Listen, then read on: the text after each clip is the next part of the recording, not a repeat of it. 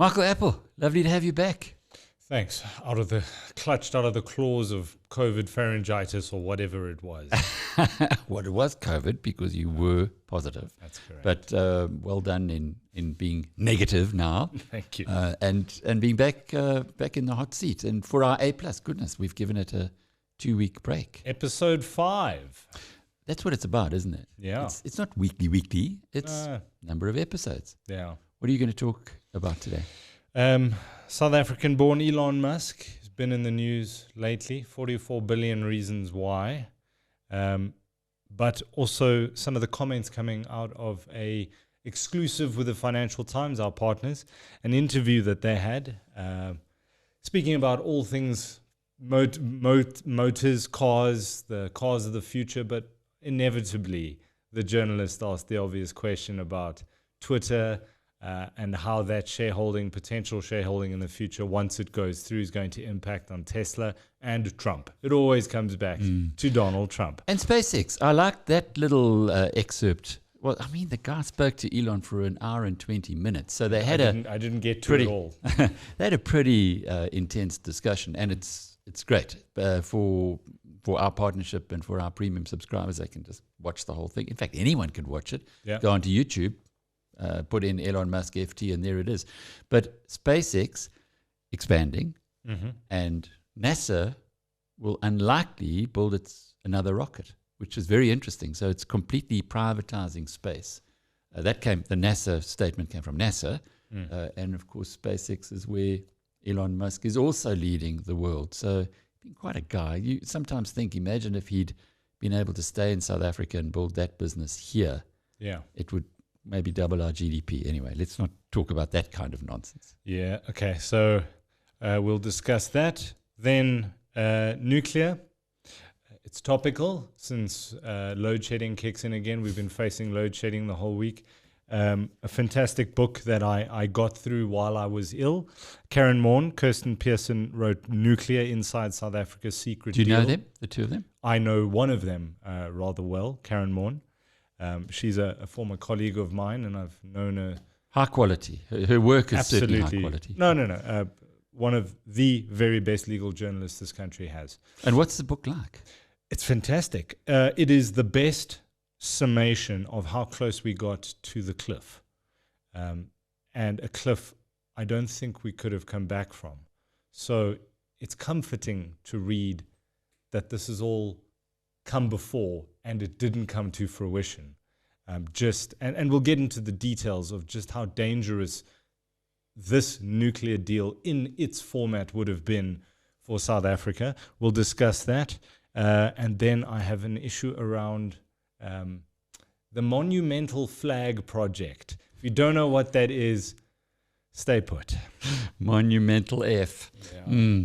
I'm going to talk a little bit about the markets. I had an interview with Gaurav Nair, who's the chief executive of Geltec. And Geltec has a basket, and we talk about the basket every time we go through the way the markets have operated, because it's a really nice investment if you like cryptocurrency. Yeah. Just talk about the markets generally, which have had one of their worst sessions in years. Anyway, we'll put that one side, but I'll tell you my philosophical view on those things. I'm going to then share with you a really interesting interview I had with Nick Raffaele, and he is one of the 3 South Africans who relocated to Australia. Down under. Oh. Down under about 10 years ago, and are shaking up the mortgage market there through a fintech that's competing directly with banks. And now they offering a way in for South Africans where you can be the holder of the mortgage bond. It's so cool as an individual. Kevin Peterson, a South African who's also like Nick, gone into foreign shores and made a bit. In fact, Elon Musk, Nick Raffaele, Kevin Peterson, a cricketer who was rated one of the best English. Like the guy English hated when he played against us. But anyway, what a player. Anyway, the Brits love him, and Kevin has sold 50% of his game lodge to Altvest, and we'll also be catching up with the Altvest chairman Koshik Karan in my clips today. So lots of fun stuff to talk about. Maybe can I kick off with the markets though? Go ahead, Alex. Okay, as we do this late on a Thursday afternoon, the markets are continuing to decline. Bellwether stocks like Apple are down another 4% today. It has been a shakeout of monumental proportions. It got kicked off its perch as the most valuable company in the world. Oh Apple. dear. It's dropped to number 2. Who's number one? Amazon. Saudi Arabia, Aramco. Yes, the oil giant. Well, I guess that makes sense. It's temporary, Michael. It's temporary. I really believe that. I think that if you have not invested in exponential companies, this could be an opportunity that in 5 years' time you look back on and you say, wow, it was like buying into tech companies or exponential companies after the crash of NASDAQ in 2000. We haven't seen anything like this, a shakeout like this since then. It's been interesting. The big companies, the big tech stocks, have relatively held their position. Apple, Amazon, Google, Alphabet, Facebook, not so much. But then you've had some that have had an absolute smashing, like Netflix, due to reasons that, with hindsight, they did disappoint and disappoint badly, and they've gone into a less favorable future. And then some really great stocks that have been hit just because the market's taken them that way. We'll be just picking up a clip in a moment from Gaurav Nair about how what you should be doing if you're invested in crypto. But my view is if you're invested in shares, particularly in something like the BizNews share portfolio or the BizNews Shift portfolio, the intention was that it's a 5-year investment. So it's almost like thinking that you've got yourself a 5-year fixed deposit. Mm-hmm. Share prices go up, they go down, sometimes radically. And we've been seeing that in the last couple of weeks. The professionals, they can make money out of these kind of things. The rest of us, if we're going to make money out of shares, first of all, we temper our expectations and we look at, if you can make a return, a double-figure return over an extended period, you're doing very, very well. It's beating pretty much every other investment, but that's over an extended period. So what we should be doing is we buy companies or shares of companies that we know, that we understand the business model, just follow them to make sure their business model isn't falling off a cliff or changing. And then in time to come, it's going to work its way out of the system. But are we invested in Twitter, the BizNews portfolio? We were, in fact, yeah. We sold the Twitter shares. And the reason for that was that Elon Musk has offered, 54.20. 54.20. The share price was 49.80. And my thought on something like this, we did the same thing. We bought into a company in the BizNews portfolio called Slack.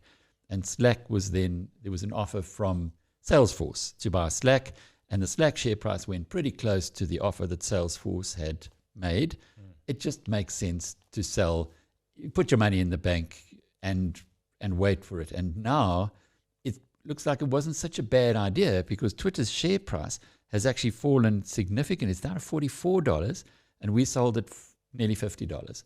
So the reasoning there is that people in the marketplace are saying Elon Musk is not going to have to pay the price that he suggested, that he proposed, that 54.20, because the whole market has changed. So the pricing of Twitter, along with other stocks, would have changed as well. So in a way, when you've got a firm offer and you've got a share price which is close to it, get the mystery out, sell it, and move on.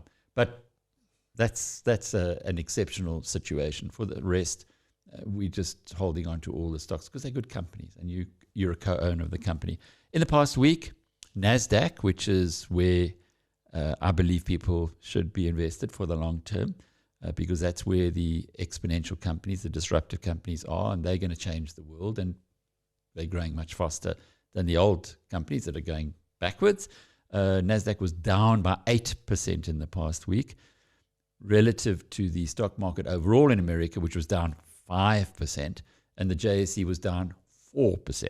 So sure, NASDAQ did worse, but of course it's had a far better rise over the years, and it's likely when it rebounds to rebound more aggressively. The JSE only down by 4%, relatively speaking, is because the Rand has weakened. A month ago, the Rand was at 14.50. It's now sitting at 16.20 Rand. So when we go off to Davos in the next week, we're going to pay a little bit more for our coffees and teas from the already exorbitant rates that you have to do in Swiss francs. Yeah, those exchange rates are not kind to South Africans. No, they aren't. And it reminds us, we do have these periods of great benefit, but generally speaking, we live in a country that's got a lot of problems. It's a developing country. It's poorly managed economically. I think that we will pull ourselves. We will always do. We always pull ourselves out of these ruts. But at the moment, it's not the place that people want to be invested. And then finally, but it's much better than being invested in cryptocurrency, the Jaltec basket in the last week is down 35%. Now, that's what you call like a market crash. And so can we listen quickly to what Garev had to say when I said to him, okay, you're down 35%. Lots of members of the business community have bought into this basket because it gives you a spread. Mm-hmm. And there are lots of people who bought, for instance, into the Easy Equities crypto basket. So what do you do if you are one of those people? And here's what he had to say. What comes to mind is what Warren Buffett often said about being greedy when others are fearful and being fearful when others are greedy. So right now, there's a lot of fear. A lot of people are liquidating their positions. The prices have come down. If you're in the position where there's a part of your portfolio that you know you're not going to touch for the next few years, then these could be really good prices to buy at. So this could present a buying opportunity if you still have conviction that the technology itself, blockchain, what it promises it can do for the financial system, etc. If you still have conviction in that, then it's potentially a great buying opportunity to buy these assets much cheaper than they've been available for a long time. And I like that argument, because if you are going to invest in any company, you need to know why you're putting your money into that company, and you can't think that the company's value is going to change in the next week or the next year. Value, of course, the price changes, but it's a little bit like if you buy a farm. You don't go to the auctioneer and ask him to come out to your farm every day to tell you what your farm is worth. Yeah. Your farm will be worth more if you manage it well, if you plant the right crops, if you look after the soil in time.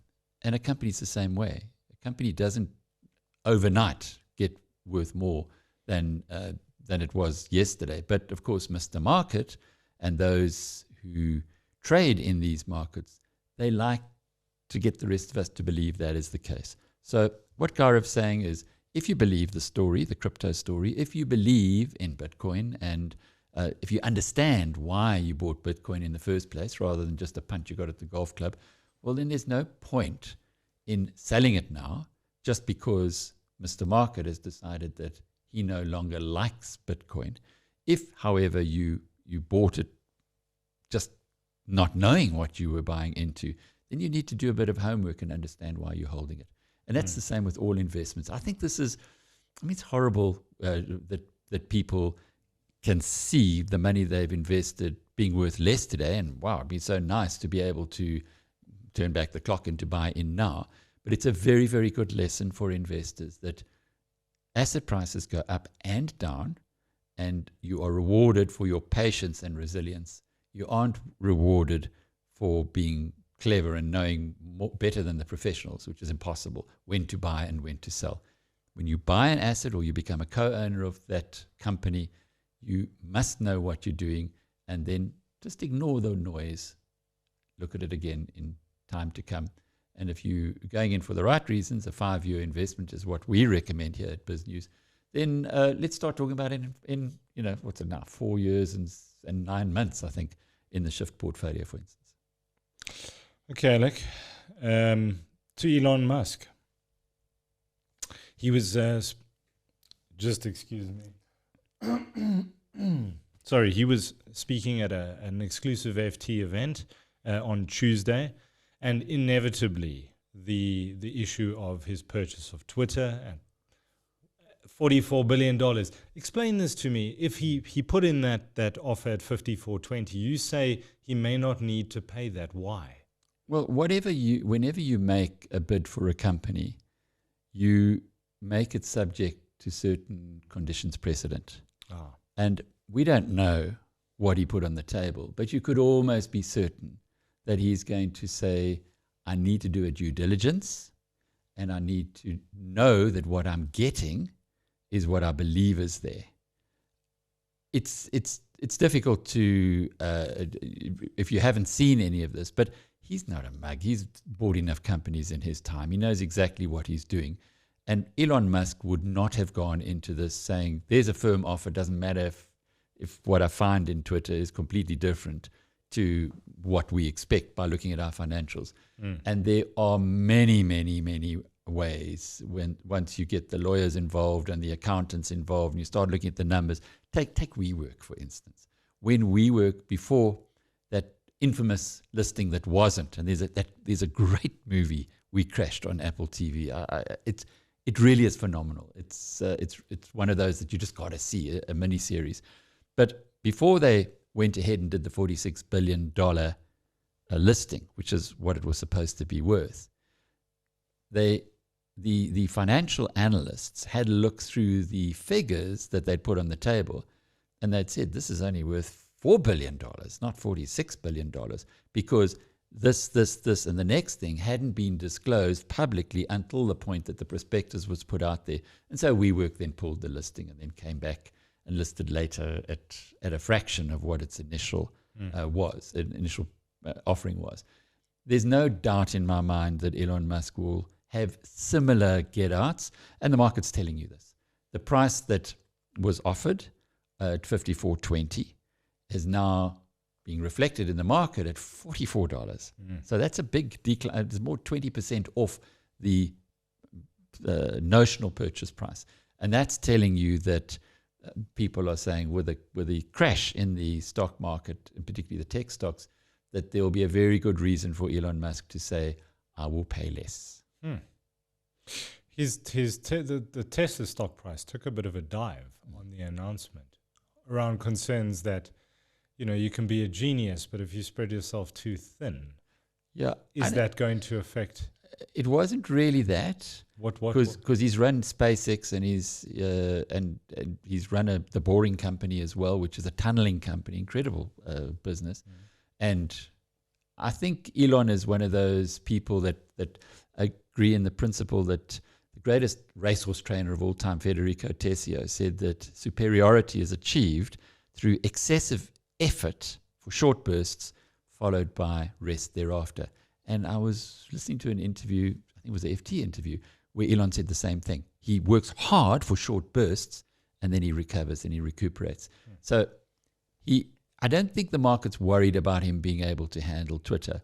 What the market was worried about with Tesla was that he had to sell a lot of Tesla shares to fund it, and he had to put a lot of Tesla shares up as collateral for the loans for Twitter.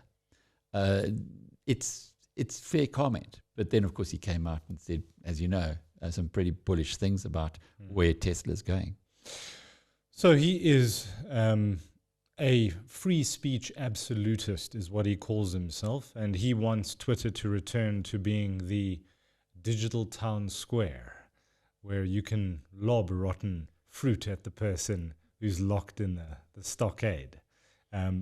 But he was asked about, what a lot of America has spoken about. Of course, when Donald Trump got banned permanently for the July 6th insurrection, he had this to say about that incident. A temporary suspension is appropriate, but not a permanent ban. He has publicly stated that he will not be coming back to Twitter and that he will only be on Truth Social. The point that I'm trying to make, which is perhaps not getting across, is that banning Trump from Twitter didn't end Trump's voice. It will amplify it among the right. And this is why it is morally wrong and flat out stupid. Flat out stupid. No, I get it. And I'll tell you the why I get it and why I kind of understand what he's getting at. Here in South Africa, in the run-up to the 1994 election, you had extremes on both sides who were very angry, and there were crazy things happening. But you also had talk radio in South Africa. 702 did a fantastic job at that stage of allowing these crazy people to have their say. So they would phone into the radio station. They would blabber off about what they felt.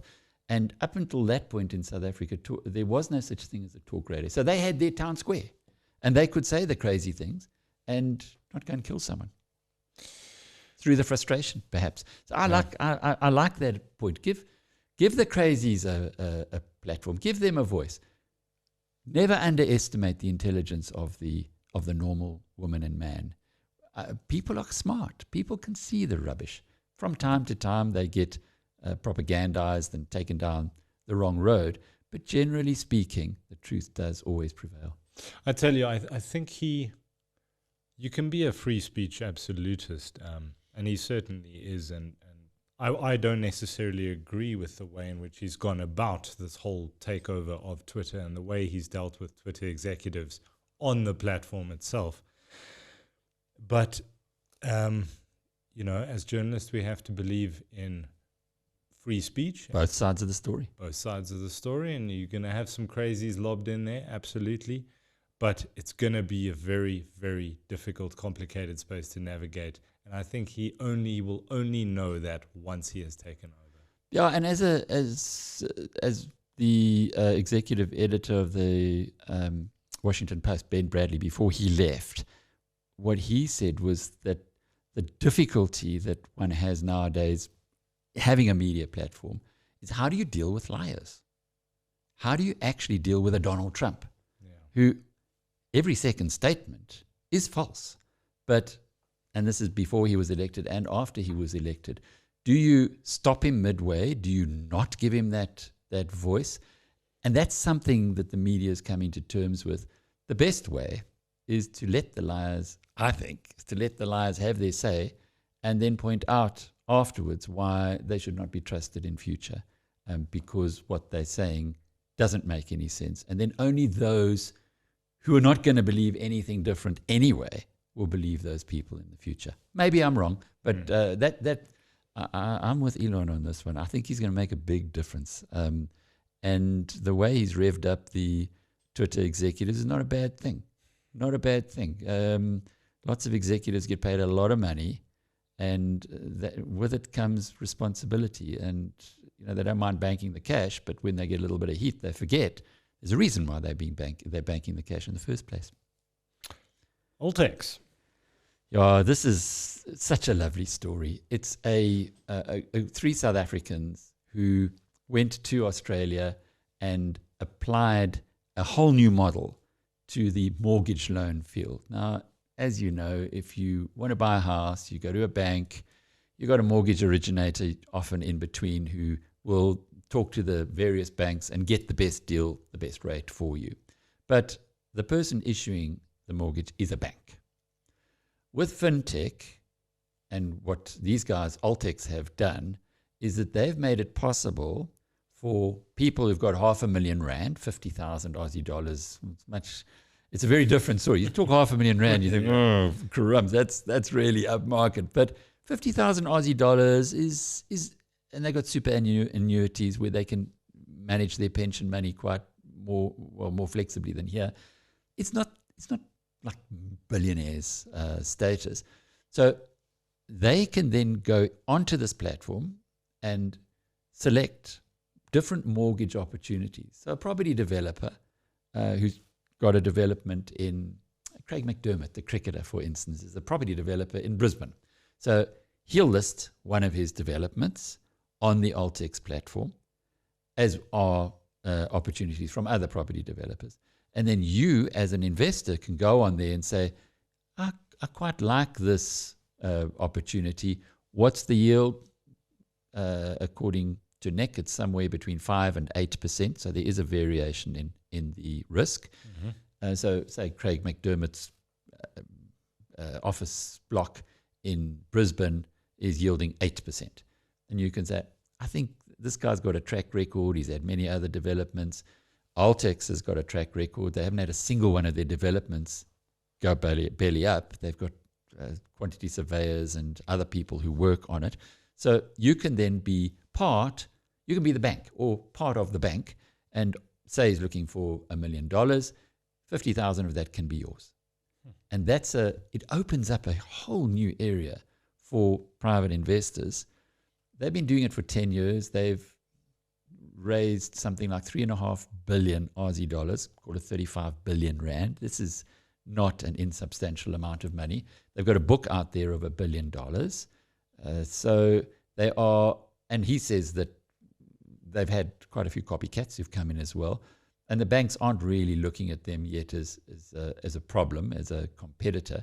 But I guess if you've got 1,000 of these players, fintech players, who are going into that market, and the reason why developers will come to them is that they work more closely as a partner, and they can give them a very quick answer. So Altex has got the money to be able to invest. First, they will put up the bond, then they float the bond, the mortgage, on the platform, and you and I as Aussies would decide, well, let's put $50,000 of our retirement funding or some other capital that we have into that, get a nice solid investment. In 10 years, they've never had a bad debt. You can also spread it across a number of them of the options as well. I just wish it was in South Africa. It's a pity again that you've got these really bright South Africans who've gone there and are now facilitating between investors, retail investors, and borrowers in the Australian market. But they are now looking, or they are now offering it to South Africans. I suppose that's obvious because it's on the internet. Anybody can go on there, use your allowance, and away you go. You make your investment. Nothing similar in the market here. Nothing even close. Okay. Cue up that soundbite for us. Indeed, we should.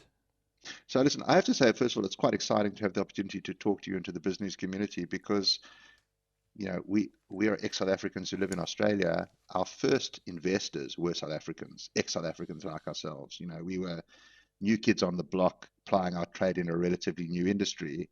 And today we have 1,000 odd investors that entrust us with their capital.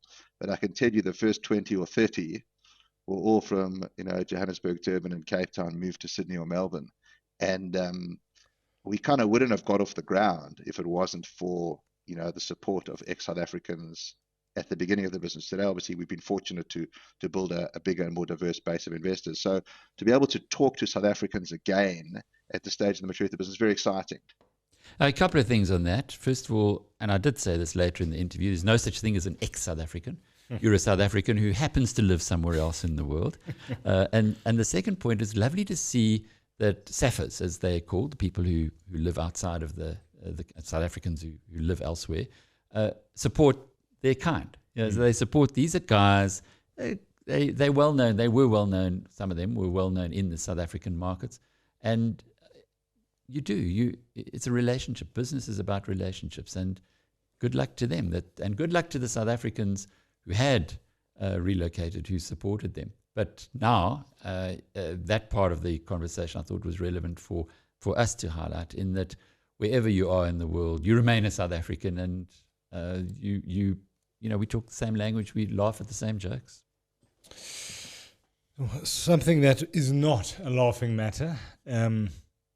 The nuclear deal that South Africa very nearly got into with the Russians, Rosatom. This was during Jacob Zuma's tenure, and he has, the ANC obviously has historic ties with the Soviet Union. They supported them through apartheid.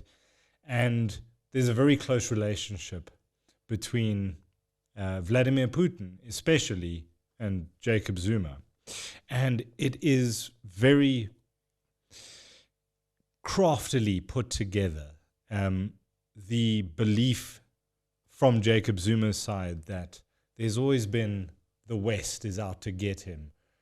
I remember sitting at the State Capture Inquiry where he detailed that there are no less than 3 international intelligence agencies, some remnants of the apartheid intelligence structures that are still in the country that are after him, and 2 internationals that he wouldn't name.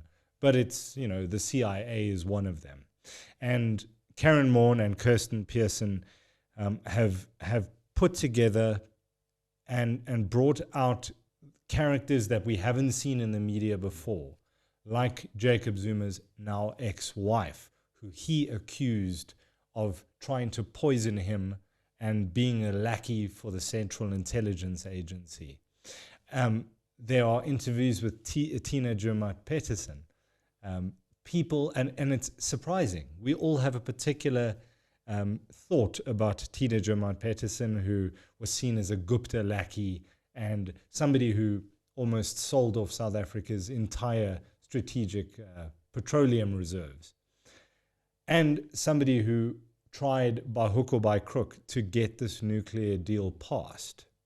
Now, the authors spoke to Tina, the former minister, and she has a very interesting story to tell. I'll leave that for you to read. I am going to be interviewing Karen Moore next week, so I just wanted to set up that interview and speak about just how close we got to a situation where, according to Treasury's financial modeling, the debt to GDP ratio, should this have gone ahead, would have put us at 95%. And that was from around 50% prior to it. Now it doesn't look so bad because we're at 80%. Yeah. But still, it would have virtually doubled our debt. So the plan was for South Africa to partner with Rosatom, the state-owned entity of Russia, in a sense, for 9.6 gigawatts, 9,600 megawatts. That would have provided 23% of South Africa's energy requirements. It's interesting, Nhlanhla Nene spoke about, pointed out that the Department of Energy, when they were selling this deal to Cabinet and the South African public, they were using figures at a rand-dollar rate where the rand was 4 rand stronger to the dollar than it actually was. So they said, oh, it's going to cost 700 million rand. And then somebody looked at the numbers and went, but hold on, you mean 1 trillion rand? And they went, oh, shit, we haven't run the numbers properly. And that's literally the point at which we had. We had a Department of Energy and Treasury, those two fighting against each other. And it's going to become topical in the next couple of weeks because I will be looking at the next phase of Zondo's report, the next tranche to come out, which looks at the attempted hijacking of national treasury and how every South African should thank the individuals at Treasury for the work that they did to fight back against state capture and especially the nuclear deal. The gratitude that we owe to people like Lungisa Fuzile, to people like Nhlanhla Nene and others who went, no, mate, not on my watch. I'm not going to sign this. And they got fired for that. It's topical. We sit in the dark, not literally, but many parts of South Africa at the moment from 5 o'clock till 10 o'clock tonight. There is stage 2 load shedding again. A lot of people saying, is nuclear an option? Jan Oberholzer, the COO at Eskom today, saying we need 50,000 megawatts in the next 13 years. To get a nuclear power station up and running takes 15 years. I wish they'd listen. I wish they'd just, Jan Oberholzer and co. would read a book like The End of Power by Moises Naim and understand that the old days of putting these massive organizations together are long gone. It's far more efficient to generate electricity in smaller units. Nuclear, we had the Pebble Bed nuclear reactor here in South Africa. That was a giant bugger up from the government side. Well, tiny little nuclear plants ahead of the game. And it is something that could today, it was a local decision, a local innovation. It could today be focusing our minds at different things rather than worrying about energy. But the reality is that big, like the communists or the Soviets thought, is no longer better. Goliaths are falling over. Look at Ukraine and Putin. We're not talking about that today, but just the reality of that is showing these things. And certainly when it comes to power stations, the generation of electricity, and thank goodness we're seeing the light going on in the central command, control, economy, developmental state mindset that, oops, this hasn't worked, it's not going to work, let's get with the program into the future. But anyway, should we take that? Yes, this is... You're going to hear not the voice of Karen Moore, as I'd hoped. There will be an interview with Karen Moore next week. But here is Michael Apple reading just a little bit of the book, which should make the hair on the back of your neck stand up. The price tag on the nuclear deal has been estimated at over 1 trillion rand. To put that amount in perspective, for the 2017-2018 financial year, the South African Revenue Service collected 1.2 trillion rand. It's also important to note that recent academic studies have recognized that nuclear build projects are often associated with cost and time overruns. In other words, they are prone to becoming more expensive and time-consuming than initially estimated. In this context, South African citizens would have been justified in expecting that their government would do some meticulous homework on the financial implications and funding model for the nuclear build, which would have committed taxpayer money to the largest infrastructure project in the country's history. Yeah, we did a lot of reporting on this at the time. I was based in the UK, and one of the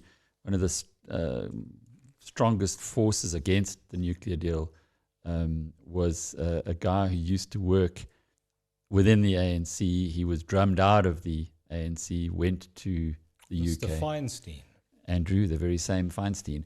And I had a number of interviews and meetings with him where he'd moved on from nuclear, which was very rotten, to an even more rotten industry, which is the international arms trade. Yeah. But he was able to unpack to a large degree who was going to be paid what. And I think that's pretty much the concern that many people have, is the bigger the ticket item, the more the kickbacks involved. So I think a distinction needs to be made between not being in favor of a nuclear deal the way it was structured with the ANC and who was going to get their cut behind it, versus not being in favor of nuclear as an option to be part of our energy mix. There must be a distinction drawn.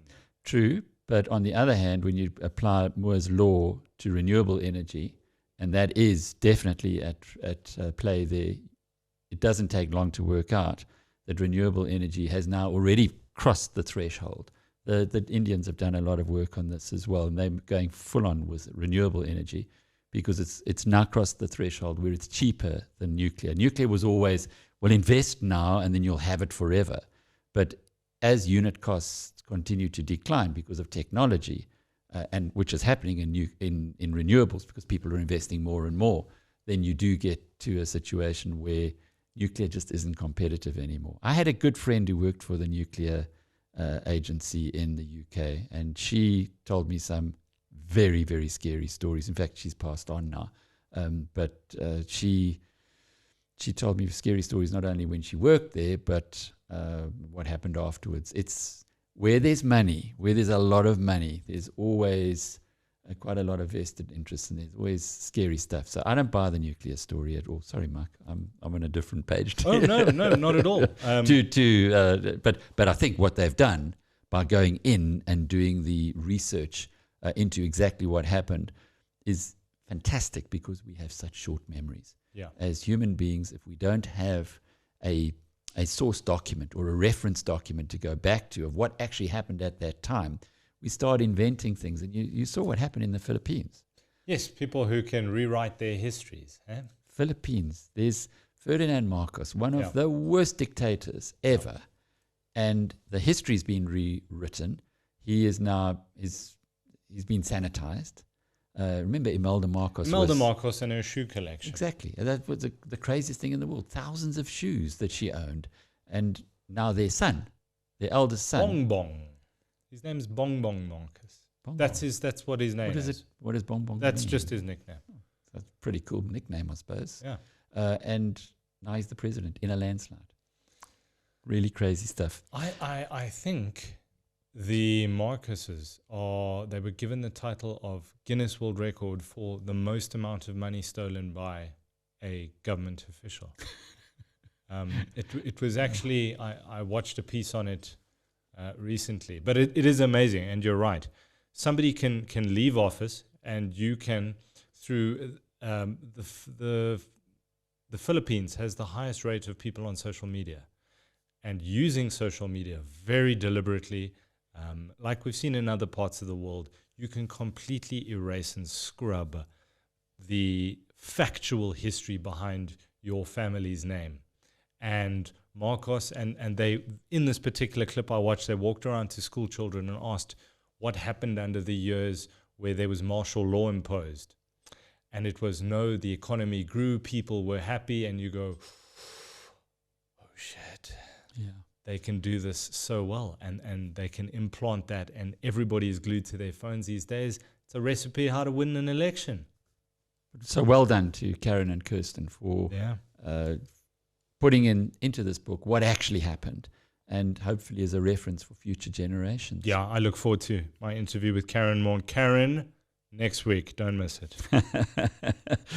Kevin Peterson. Here's a guy who was in the Natal B side, as it then was, and wasn't able to get into the Natal A side because of quotas at the time. He certainly wasn't as good then as he became thereafter. So he decided to leave the country and ply his trade elsewhere in the world. Thankfully, quotas are pretty much something of the past now, because we've had a massive rebalancing in what's happened with the talent coming through. But that was really his backstory.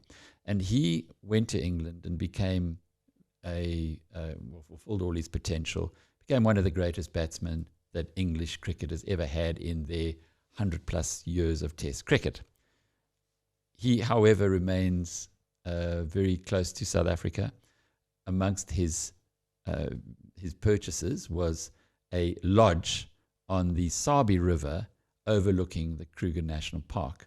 There are worse places in the world. Well, it's like it was described today to me by someone who knows this is like the Atlantic seaboard in Cape Town.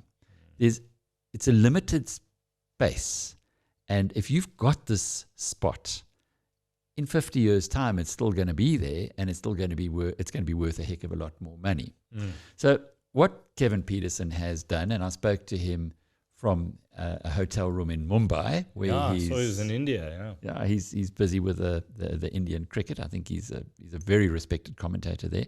So what he's done is he's got together with Altvest, who we're going to finish from my perspective, because Altvest itself was listed last week. Altvest is a private equity company, a company that offers private equity to retail investors. So what we were talking about earlier about being able to be a mortgage, you can be the bank and issue a mortgage to a property developer through the AltX platform in Australia. You can now invest, or will be able to invest, in assets that previously only went to the very rich people in the country, because with your 100 Rand, for instance, you couldn't buy into an asset of 35 million Rand. It wasn't fractionalized, but now it is. But the point that I started off with Kevin Peterson on is this 35 million Rand asset that he's now sold half to Altvest, which is going to be available to you and I to go and buy a tiny little share for $100. Democratizing private equity. How did you come by the asset in the first place? My wife came across the opportunity to purchase land on the banks of the Sabi River in the Kruger. And this was 2015 or 16. And we jumped at the opportunity. We were on the lookout for something. I am a Durban boy, but we love animals. We love wildlife. And we're wanting to bring our kids up with animals. And so we were desperate to get our hands on it. Luckily, we managed to secure the piece of land and then fulfill also a lifelong ambition of building a house in Africa. And that house has been well priced for the Altvest portfolio. It sleeps 12 people, 5 bedrooms. There's a good analysis within Altvest itself on what the returns will be, the capital returns in that area, because it's this Atlantic seaboard of Mpumalanga, have been between 12 and 15% a year. In other words, the prices of the properties in the area. So it's an interesting point. And KP, I think he's got 3 or 4 million, maybe 5 million followers on Twitter and various other social media channels. He is allowing Altvest to use those to market the people who stay in this lodge. So that's lovely. It's a lovely story. And don't you just like innovation and seeing innovation, particularly in investing, which at this point, I was having a chat with Clive and Clive Eckstein, our colleague, and he was saying that 20, 30 years ago, when we were young and we wanted to invest in shares, it just wasn't possible, because if you had 500 Rand, you ended up paying 150 Rand in brokerage costs. So your 500 Rand was 350 Rand if you were to buy a share. So there was no point in buying the shares, and you needed 10, 12, 15,000 Rand to make that commission worthwhile. So even the share market wasn't available. Now you're able to buy for 100 Rand stake in a game lodge that's worth 35 million. It's wonderful how the world has changed, and everybody now can invest in interesting assets. So you're saying a 15 to 18% return on your investment. Did I understand you correctly? That's what they're projecting. Yeah. So for your $100, you are getting $115 in a year, supposedly. Okay. But that's what their projections are. Of course, these are alternative investments, and with any investment, the recommendation has to be just put it away for 5 years, and then things will balance them out, because things go up and they go down. What's the minimum to get into Old Vest on that platform? I think it's 100 Rand. Really? You can buy 100 Literally. Rands worth of shares. Yeah. So Old Vest is listed, and It listed recently on the Cape Town Stock last Exchange. Wednesday. Yeah. Yeah. And maybe I should play that clip, because it was real interesting. Ahead of the listing, they were approached by 2,000 companies, according to the chairman, Kaushik Karan, and there were some really interesting companies amongst them. Have a listen to this.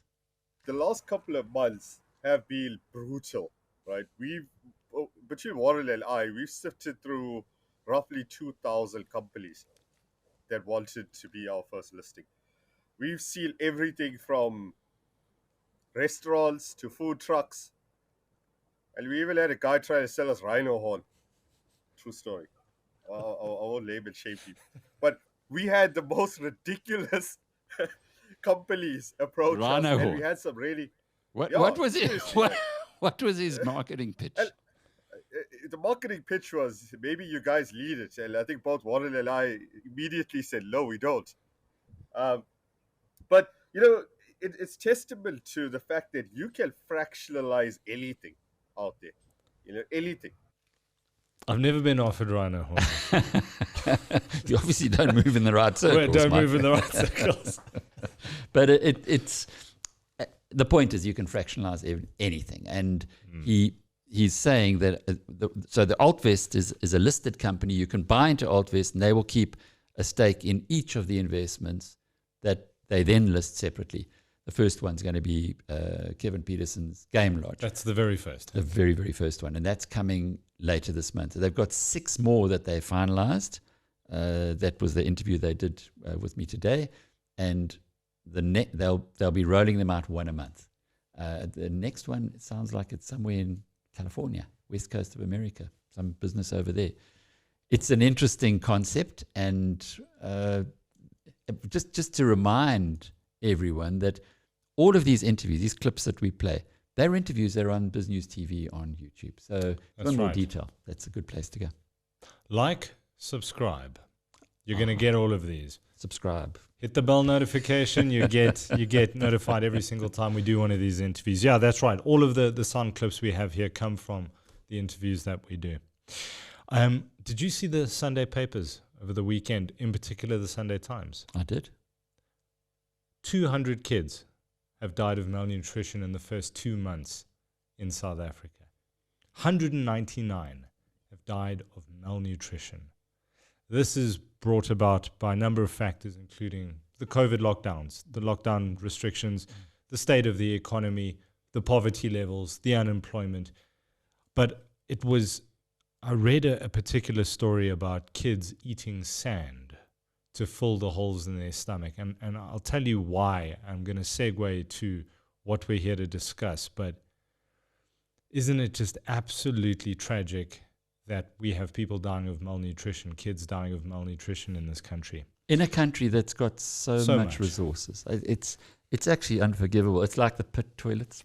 Yeah. When we screw it up, when governance screws it up, and when people are allowed to take their bites along the food chain, particularly heinous is when they take money it is meant for the poorest of the poor. It doesn't matter what your social economic status is. You cannot condone that. No. And I remember a piece in the FT about the Durban floods. Yeah. At the bottom. Now, this is what they're telling the rest of the world, the whole world, that the biggest problem that the president sees is that the money is not going to reach those who need it because it's going to be stolen on the way. And that's what your president's saying. Yeah. It doesn't instill a lot of confidence. You know, so... But at least he's saying it.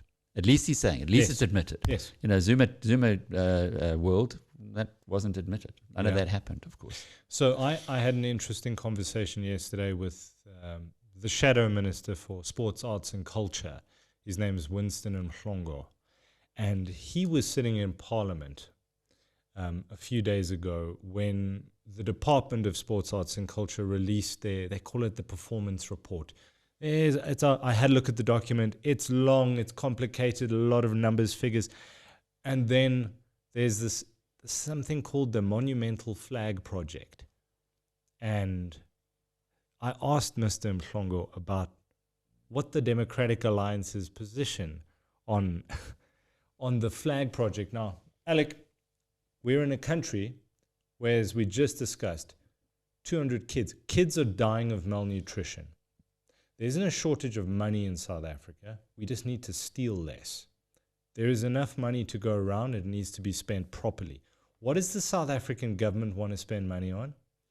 A vanity project called this National Monumental Flag Project, which is supposed to instill pride and social cohesion in the country.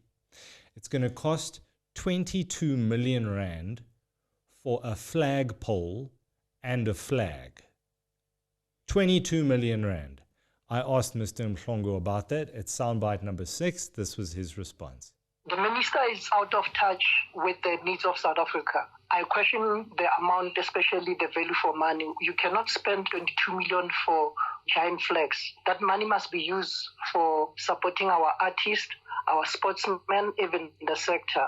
We do support national building and cohesion, but we cannot misuse taxpayers' money. You can even build 169 RDP houses. It is uncalled for. The minister must tell us who are the service provider, how much did it cost, did they do all the supply chain management processes.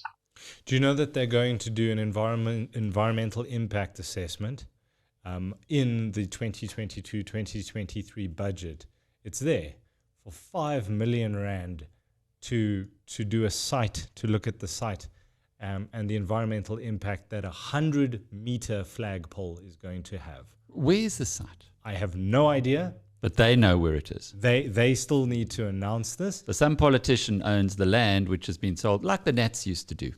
I cannot foresee a flagpole worth 22 million rand. I can't understand it. It just does not compute. Who's the minister here? This is Nathi Nhleko. This is like a dodgy guy This is Nathi Mthethwa. My apologies. The former Minister of Police during Marikana. Okay. He moved on to arts and culture. There were a lot of questions asked of his department where he spoke about, Mr. Mhlongo spoke about, you could rather divert this 22 million, if you must spend it on something, divert it to struggling artists who were camping outside your office where they were promised sort of food parcels during the lockdowns because, as you can imagine, being in the hospitality industry and in entertainment, everything got cancelled. These people are starving. And now you want to go and spend 22 million rand on a flag. And what's the motivation for it, apart from it's something soft? Nation building, social cohesion. So I reached out to the organization Undoing Tax Abuse, and Mr. Duvenage very kindly had this to say about it. Any department in government that is going to waste 22 million rand on a project that is unnecessary shows the reality of our people in leadership. They just don't get the fact that we are broke as a country, that we do not have this money to waste. This is a vanity project. It has got nothing to do with nation building. What we need in nation building is accountability, is the demonstration that government will save money everywhere it can. And this type of project says otherwise. Yeah, Alec, I like the example, and I like it that the Democratic Alliance is doing. I hold no brief for them or any political party, but I like what Mr. Mhlongo said about you can buy and give 169 people, 169 families, a house for this flagpole and this flag. I worked it out, I did the maths. It's 130,000 Rand a house, that 169. And we are bombarded by millions and billions and sometimes trillions that are stolen in this country. And you forget what 22 million Rand can buy you when people are so desperate for a roof over their heads and something in their bellies. Surely we have to be spending money better. It might also be a case of being out of touch with the reality. When you're driving around in a blue light brigade, you don't see the potholes. You don't feel them in very nice suspension of an X something or an M something. You don't see the guys standing at the robots starving, asking for money. You don't see what a citizen will see every day in their life.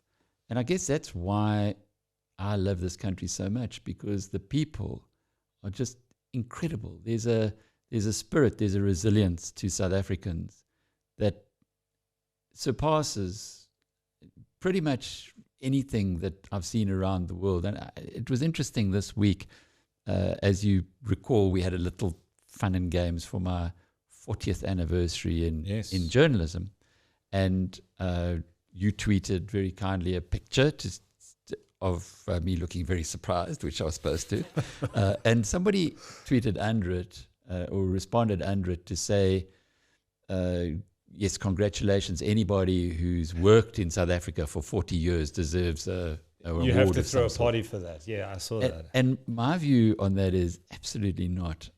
This is one country where when you do what we do, which is serving the society, the impact you can have is so much greater than pretty much anywhere else in the world.